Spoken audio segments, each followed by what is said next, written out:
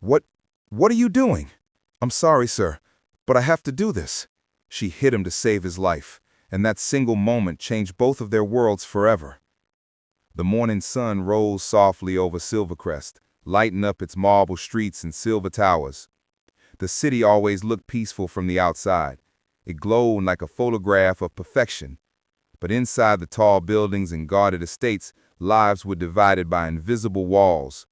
Those who owned everything and those who kept it clean. Clara James was one of those who cleaned. She was 43 years old, dark-skinned, quiet, and known for her careful hands.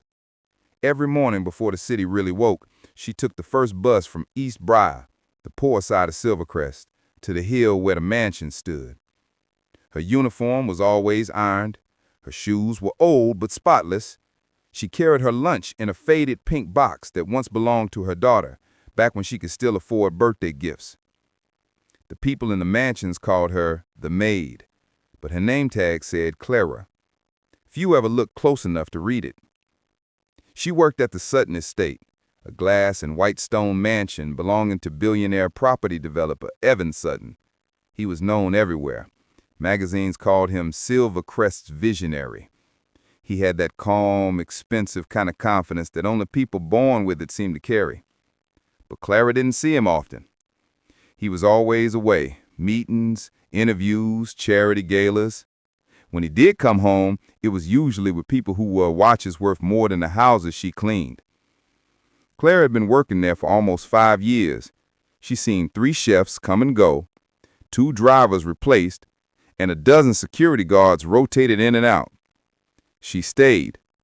She stayed because the pay, though not much, was regular. She stayed because her rent was 2 buses away, and her daughter Mia was studying nursing at a community college. Every dollar mattered. That morning, she hummed softly while ironing a stack of white dress shirts in the laundry room. The iron hissed, releasing little clouds of steam. The smell of starch mixed with the faint scent of lemon from the cleaning solution. Through the window, she could see the estate's backyard, fountains, trimmed hedges, and a pool that glimmered like it belonged in another world. Her friend Marlene, another maid from a nearby house, always teased her. "You iron like you preparing them for heaven," Marlene laughed once. Clara smiled at the memory. "Maybe I am," she had said softly. "They look better that way." She liked doing things right. It made her feel that even in this big world of money and pride, her small touch meant something. That morning, the house was quiet, except for the ticking of the clock and the iron's rhythm. Mr. Sutton was home after a long trip. Clara hadn't seen him yet, but she knew. The security guards were more alert. The chef was rushing in the kitchen, preparing a special lunch. That only happened when the boss was around. By noon, the air in the mansion grew busier. Voices, footsteps, the faint sound of a man talking on the phone in a deep tone. Mr. Sutton's. Clara kept her head down, polishing the table in the main hallway when she saw him for the first time in months. He walked fast, his suit crisp, his phone pressed to his ear. His voice was sharp, not angry but impatient, like someone carrying too many thoughts at once. "No, I said finalize the deal today. If it falls through, we lose the waterfront project." He didn't look at Clara, and she didn't expect him to. She quietly stepped aside. When he passed, she caught a faint smell of expensive cologne. She finished polishing, then turned toward the kitchen to help the chef serve lunch. By 1 p.m., the sun was high. The marble floor reflected its glow. Clara was carrying a tray of glasses to the dining room when she noticed something unusual. Mr. Sutton was already seated, talking to his assistant. There were files and a laptop on the table, work even during lunch. The chef brought in a bowl of soup and left it before him. Clara placed the glasses down and stepped back. As she was about to leave, she noticed he paused. His face twitched just a little. He lifted the spoon again, but his hand trembled. She frowned. Something about it didn't look right. His assistant didn't notice. She was too busy typing notes on a tablet. Then it happened quickly. The billionaire's eyes widened, his throat stiffened, and his hand went to his collar. He coughed once, hard, then again. The assistant gasped. Paper scattered. The spoon clattered on the table. "Mr. Sutton?" she cried. Clara dropped her cloth and ran forward without thinking. "Sir," she shouted. She'd seen this before, when her own uncle had choked years ago. She knew that desperate look in the eyes, the silent fight for air. "Call an ambulance," she yelled at the assistant, who froze in panic. Clara circled behind him. "Sir, lean forward," she said firmly. She wrapped her arms around his chest, just under his ribs, and pushed. 1, 2, 3. Nothing. His cough grew weaker. The assistant screamed. Clara's heart pounded. "Please, breathe," she whispered, tightening her grip. Then she remembered, when pressure fails, a sudden shock can release the blockage. So she turned, clenched her hand, and with all her strength struck his back, a sharp punch between his shoulder blades. There was a loud sound, a painful gasp, then a choking cough. A piece of food shot out of his mouth, landing on the floor. Air rushed into his lungs again. He bent forward, coughing violently, his face pale and drenched in sweat. Clara stepped back, trembling. The assistant's eyes were wide. The guards rushed in, confused. Mr. Sutton was alive, breathing hard, gripping the table. What happened?" he managed to say hoarsely. She hit you," the assistant stammered, pointing to Clara. "I mean, she saved you, I think." Clara's hand shook. "Sir, you were choking. I didn't mean, He looked up at her. For a moment there was silence. The room smelled faintly of soup and panic. Everyone stood frozen. Then he straightened, still catching his breath. You hit me." His voice was faint, but clear. Clara's heart sunk. She lowered her head. "I'm sorry, sir. I only wanted to help." The guards exchanged looks. One of them whispered, "Should we?" But he lifted his hand. No. His eyes lingered on Clara. There was confusion in his eyes, but something else. Respect, gratitude, maybe even a touch of shame. "You're Clara, right?" he asked finally. "Yes, sir," she whispered. He nodded slowly. "Clara James, you saved my life." Her eyes filled with tears she tried to hide. "Anyone would have done the same." He smiled faintly, still weak. "No," he said quietly, "not everyone would have." Outside, the siren of the ambulance echoed faintly as it approached the hill. Inside, the maid who ironed his shirts every morning sat trembling, not knowing that this moment, her small act of courage, would change both of their lives forever. When the ambulance pulled away from the Sutton estate, the air was heavy with whispers. The security guards spoke in low voices. The chef crossed herself twice, as if something sacred had just happened in her kitchen. The assistant stayed on the phone, trying to calm the corporate office, was already buzzing with questions. Clara stood by the back door, her apron still stained with soup, her hands trembling. Her heart hadn't slowed since the moment she struck him. She kept replaying it in her mind, his face turning red, her shouting for help, the sound of her fist hitting his back. She had never hit anyone in her life, not even in anger. She wondered if she'd gone too far. "Clara," the chef whispered, rushing to her. "They say you punched him?" Clara looked down. "I only wanted to save him." "I know, honey, I know." The chef put her hand on her shoulder.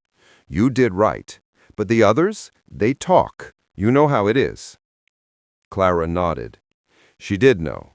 People like her were invisible until something went wrong, and now something had. Within an hour, the story spread through the mansion staff like wildfire. The maid hit Mr. Sutton. She struck a billionaire. Some said it was an accident. Some said she got angry. No one told it the same way twice. The only truth was that Clara now felt like a storm had followed her home. By evening, when her shift ended, she walked to the bus stop in the fading light, clutching her pink lunchbox against her chest. Her uniform was wrinkled now, her hair damped from sweat. She looked like someone who had lived a lifetime in one day.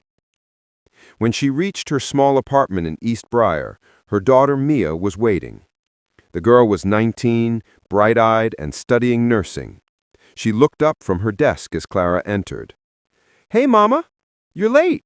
Everything okay?" Clara tried to smile. "Just a long day, baby, that's all." But Mia could tell something was different. "Mama, what happened?" Clara hesitated, then sighed. "I saved a man's life today." Mia's eyes widened. "What? Who?" Her mother looked tired but calm. "Mr. Sutton.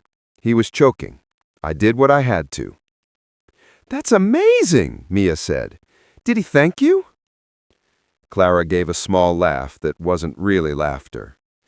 "He thanked me, yes, but I think tomorrow others might not see it that way." Mia frowned. "What do you mean?" Clara sat on the edge of the bed, her hands folded tightly. "People don't like it when someone like me touches someone like him, even if it's to save his life." Mia was quiet for a moment. "Well, I'm proud of you," she said softly. "You're brave." Clara smiled faintly. "Brave or foolish, I don't know, but I did what my heart told me." That night, she couldn't sleep.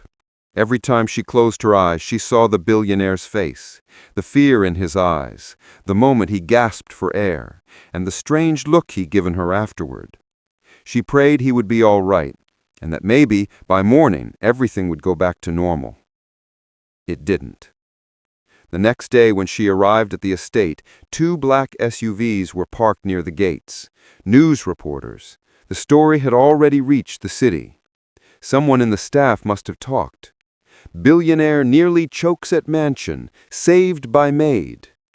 Some papers called her a hero. Others twisted the story into something else. "Domestic worker assaults employer in shocking incident." Clara felt sick as she walked up the driveway. She could feel the eyes of the guards following her. Inside, the mansion was tense. The assistant avoided her. The chef whispered that Mr. Sutton was resting, and the doctors had cleared him.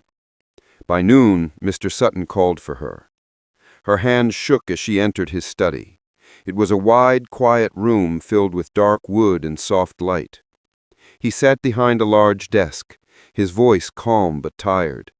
There was a small bandage near his collar, a reminder of what happened. "Clara," he said, gesturing for her to sit. She hesitated. "Sir, Please," he interrupted softly. "Sit." She obeyed, clutching her apron. The room smelled faintly of coffee and paper. He studied her for a moment, as if trying to understand the kind of woman who would risk her job and maybe her safety to save someone like him. "I wanted to thank you properly," he said finally. "What you did yesterday, you saved my life." Clara's voice was quiet. "I was just doing what anyone would do, sir." He shook his head. "No, most people would have waited or panicked. You acted." He looked down briefly. "My doctor said a few more seconds and, well, I wouldn't be here." Her eyes lowered. "I'm glad you're well, sir." He leaned back in his chair. "You've worked here 5 years, haven't you?" "Yes, sir." "And never once been late or caused trouble?" "No, sir." He nodded slowly. "I read the reports this morning. The media is making a circus out of it. I wanted you to know you did nothing wrong." Clara blinked, surprised. "Thank you, sir." He smiled faintly. "Though between us, I'll admit I never imagined the person who'd save my life would also punch me." Her cheeks flushed. "I'm sorry for that." He chuckled softly, the sound easing the tension. Don't be. I think I deserved it. Maybe not for choking, but for a few other things in my life." Clara didn't know what to say, so she stayed quiet. He studied her again, the lines in her hands, the calm strength in her eyes. "You have a daughter, don't you?" he asked suddenly. She nodded. "Yes, sir, Mia. She's studying nursing." "That's good. Education changes everything." He paused. "My mother was a cleaner once. Not many people know that. She used to say, 'Every hand that wipes away dirt also holds the power to lift others.' I never understood it until yesterday." For the first time, Clara saw something different in his eyes.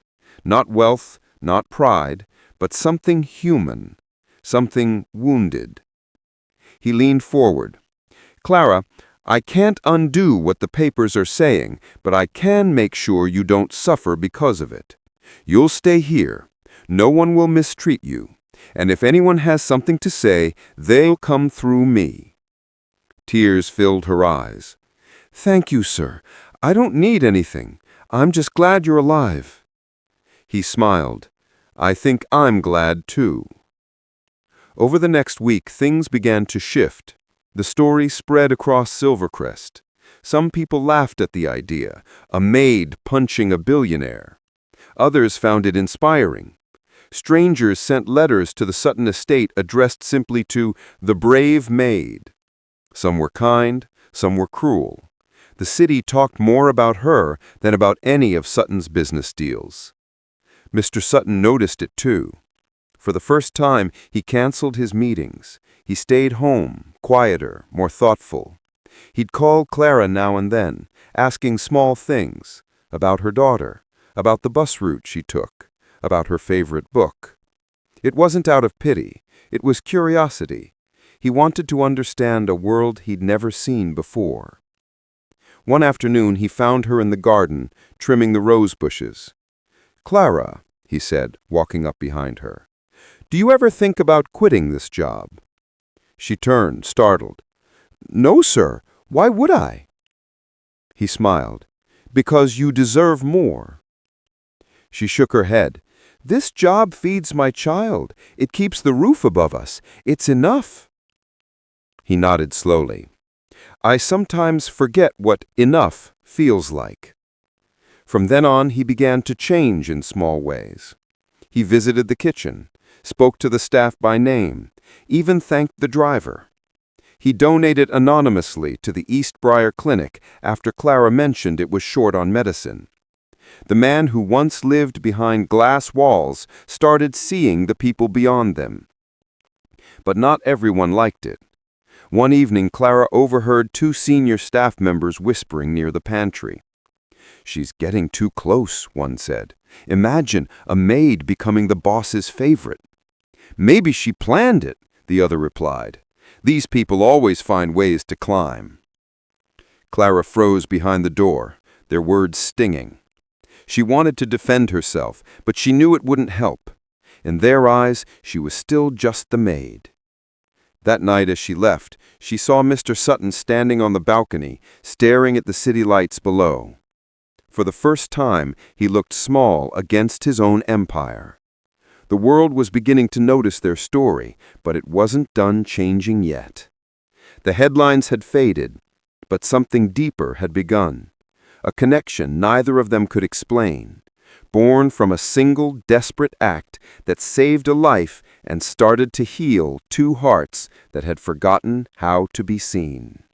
Days turned into weeks, and though the city slowly moved on to new stories, Clara's life didn't return to normal. Every day she felt the weight of whispers, from strangers on the bus, from staff in the mansion, even from people she once called friends. Sometimes she'd see her own face on the small TV at the lounging mat. The news anchors spoke about her with smiles that didn't feel kind. "The maid who saved a billionaire sounds like something out of a movie," one said. But was it luck, courage, or something else? She would lower her eyes and fold her laundry quickly. At work, the other maids grew distant. Marlene, her closest friend, stopped sitting with her at lunch. "It's not personal," Marlene said once, avoiding her gaze. "It's just, people talk. They think you're getting special treatment." Clara didn't argue. She understood how jealousy worked. Sometimes it came from hunger, sometimes from hurt. What she didn't understand was why it still hurt so much. Mr. Sutton tried to make things easier. He gave her a quiet smile whenever they crossed paths. Sometimes he'd ask about her daughter's studies or tell her to take an extra day off. But the kindness only made the gossip louder. One afternoon, while she was polishing the mirrors in the hallway, 2 guests arrived, business partners from out of town. They were tall men in fine suits, laughing as they followed Mr. Sutton into the living room. Clara stepped aside, bowing her head as they passed. When they sat, one of them noticed her. He smirked. "Ah, is that the famous maid?" Mr. Sutton looked uncomfortable. "She's the one who saved me, yes." The man chuckled. "Well, remind me not to eat here. I don't want to get punched by the help." The others laughed. Clara froze where she stood, the rag in her hand trembling. "That's enough," Mr. Sutton said quietly, his voice calm but sharp. The man waved his hand. "Relax, Evan, just a joke." "It's not funny," he replied. The room went silent for a moment before the men awkwardly changed the subject. Clara slipped away quietly, hiding behind the pantry door. She pressed her hand to her chest, feeling the old ache of shame. That night, she went home exhausted. Mia was waiting at the table, textbooks open. "Mama, you look tired," she said. Clara smiled weakly. Just another day. But Mia wasn't fooled. "Is it about work again?" Clara hesitated, then nodded. "Sometimes people don't like seeing others praised for things they think we shouldn't do. I saved a man's life, but it feels like I did something wrong." Mia frowned. "You didn't do anything wrong, Mama. You were brave." Clara brushed a tear from her cheek. "Bravery has a cost, baby. Sometimes it costs peace." Still, the next morning, she went back. She always did, because that's what strong women did. They showed up, even when no one clapped for them. A few days later, Silvercrest held a charity gala. The Sutton Foundation was sponsoring it, and every major name in the city would attend. Mr. Sutton was expected to speak. The staff buzzed with preparation, cleaning, decorating, setting tables that cost more than Clara's yearly rent. She worked silently, arranging candles and folding napkins, moving like a shadow among the glittering lights. When the guests arrived, she stayed out of sight, serving drinks and collecting empty glasses. She could hear the music, laughter, the clink of champagne flutes. People in diamonds and silk filled the ballroom, unaware of the tired hands that kept everything shining. At one point, while she was carrying a tray past a group of guests, she overheard a familiar name. "Isn't that the maid who hit Evan Sutton?" a woman whispered, pointing discreetly. "I saw her on the news." Another woman laughed. "He should have fired her. Imagine letting a servant touch you like that." Clara's throat tightened. She wanted to disappear. But before she could walk away, someone bumped into her, a waiter, rushing past, and the tray tilted. A glass slipped, shattering at the feet of a guest. The woman gasped, her dress splashed with red wine. "Oh my God, look what you've done," she shouted. "I'm so sorry, ma'am," Clara stammered, bending to pick up the glass. The woman pulled back sharply. "Don't touch me!" Everyone turned to look. The music dimmed for a moment. The scene was small, but in a room of power, humiliation grew fast. Mr. Sutton saw it from across the room. He excused himself and walked over quickly. "What's happening here?" he asked. "This maid just ruined my dress," the woman snapped. "It was an accident, and she's not just a maid," he said calmly. The woman blinked. "Excuse me?" He looked around the room, his voice steady but clear. "This woman saved my life. I wouldn't be standing here tonight if not for her." The room went silent. The orchestra faltered for a beat. Everyone stared. He turned to Clara, his expression soft. "Go to the kitchen, Clara. I'll handle this." She nodded quickly, her face burning, and walked away. Behind her, whispers began again, but this time they carried a different tone. Curiosity, respect, confusion. Inside the kitchen, Clara sat on the stool, breathing hard. The chef handed her a glass of water. "You all right?" She nodded, though her voice was trembling. "I didn't mean to cause trouble." "You didn't," the chef said. "He defended you, Clara, in front of everyone." She blinked, shocked. "He did?" "He did," the chef smiled. "You should have seen their faces." Later that night, after the guests had gone and the chandeliers had dimmed, Clara stayed behind to clean up. The ballroom was quiet again. Empty glasses, half-burned candles, the smell of flowers fading into silence. She was stacking plates when she heard footsteps behind her. "Clara," Mr. Sutton's voice said softly. She turned. He was standing there, without his tie, looking tired but peaceful. "I wanted to say thank you again, not just for saving me, but for staying. I know it hasn't been easy." She smiled faintly. "It's work, sir. Work is never easy." He nodded. "Still, you've shown more grace than most people I know, myself included." She lowered her eyes. "People think you're weak when you're kind, sir, but I think kindness is what saves us." He looked at her for a long moment, then said, "Maybe that's why you saved me." Before she could answer, his assistant entered, holding his phone. "Sir, the press is asking for a statement about tonight. They want to know if the story about the maid is true." He looked at Clara. "What do you think I should tell them?" She hesitated, then said softly, "Tell them the truth, sir, but not my name. I don't want fame. I just want peace." He nodded. "Fair enough, but some truths deserve to be seen." The next morning, every major paper in Silvercrest carried a headline. "Billionaire publicly defends maid who saved his life. She reminded me what humanity means." Below it was a photo from the gala, Mr. Sutton standing tall, his hand raised mid-speech, eyes filled with sincerity. The article praised Clara's act of courage, though it never revealed her full name. At the bus stop, strangers smiled at her for the first time. The driver refused her fare. "You're the maid from the paper," he said. "You did a good thing." For the first time in weeks, Clara felt her chest lighten up. At the mansion, Mr. Sutton met her at the door. "Morning, Clara," he said with a smile. "The world finally knows the kind of person you are." She smiled back, her eyes wet. "And what kind is that, sir?" "The kind that makes it better," he said simply. The next few weeks in Silvercrest felt different. The city that once mocked Clara now seemed to admire her quietly. Strangers nodded at her in grocery lines. Children waved at her when she stepped off the bus. Even the guards at the mansion's gate greeted her with a warmth she'd never felt before. For the first time in her life, she wasn't invisible. But fame was never what she wanted. What she wanted was peace and a chance to live with dignity. So she kept working, cleaning the marble floors, ironing shirts, scrubbing dishes. She didn't let the attention change her rhythm. Mr. Sutton watched her with quiet pride.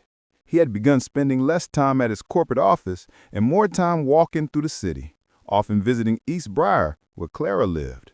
At first, people didn't believe it was really him, a billionaire walking through cracked streets and old brick buildings, shaking hands with shopkeepers.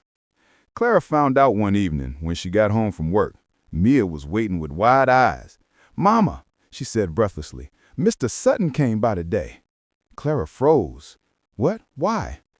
"He was visiting the community center. He spoke with the kids about education and even donated new computers. Everyone was talking about it." Clara sat down slowly. "He didn't have to do that." Mia smiled. "He said something about you. Said you reminded him that real wealth isn't in buildings, but in people." Clara looked down, feeling her throat tighten. She had never imagined that one act, one desperate moment, could ripple this far. The next day, when she arrived at work, Mr. Sutton was waiting for her in the garden. He looked more relaxed than she had ever seen him. No phone in his hand, no assistant nearby. "Clara," he said, gesturing toward the bench beside him, "sit with me for a minute." She hesitated. "Sir, I should start with the—" He interrupted softly. "Please, just for a minute." She sat. The air smelled of jasmine and rain. For a moment, they both just listened to the sound of the fountain nearby. "I've been thinking," he said finally. "Ever since that day, I've been asking myself what kind of man I became. I built towers, I bought companies, I surrounded myself with glass and marble, but none of it meant anything. The day you saved my life, you didn't see a billionaire. You saw a man who needed help. You didn't hesitate." She looked at her hands. "I only did what was right." He smiled faintly. "And I've realized I haven't done what's right in a long time." She looked up at him puzzled. "I'm starting something new," he said. "A foundation to help working families in Silvercrest, especially domestic workers, single mothers, people like you who hold the city together but are never seen. I want you to help me run it." Her mouth fell open. "Me, sir?" "Yes. You know their struggles better than anyone. You understand dignity, something money can't teach. I want you to be part of it." Clara's eyes filled with tears. "I don't have the education, sir. I barely finished school." He shook his head. "You have something better, heart and truth. I can teach the rest." She sat in stunned silence, the fountain's soft splashes filling the space between them. "I can't promise it'll be easy," he said. "There'll be people who say you don't belong there, but I'll be right beside you." Her voice trembled. "Why me?" He smiled. "Because you saved my life. Not just my body, Clara.